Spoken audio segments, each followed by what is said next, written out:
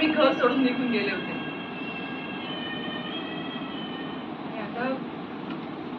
आता जेव्हा मी परत आले ना तेव्हा संपूर्ण विश्व फार बदलून गेलं होतं. मी तर आता घरात रमायचा हा विचार करूनच घरात परत आले होते. चोशांकडला आल्यानंतर बंदरकरांनी मला एका शब्दाने कधी विचारलं नाही. त्या बाबतीत मात्र त्यांनी मला खूप जपून वागवलं.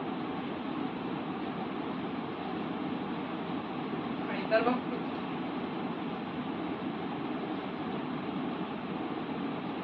खूप निर्बंध होते.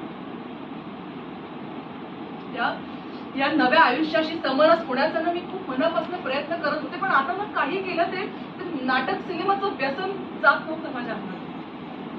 तेवढाच नाही एकदा दिनकर पाटील मला भेटायला आले. मला म्हणाले की हंसाबाई तुमच्याकरता एक छान रोल आहे.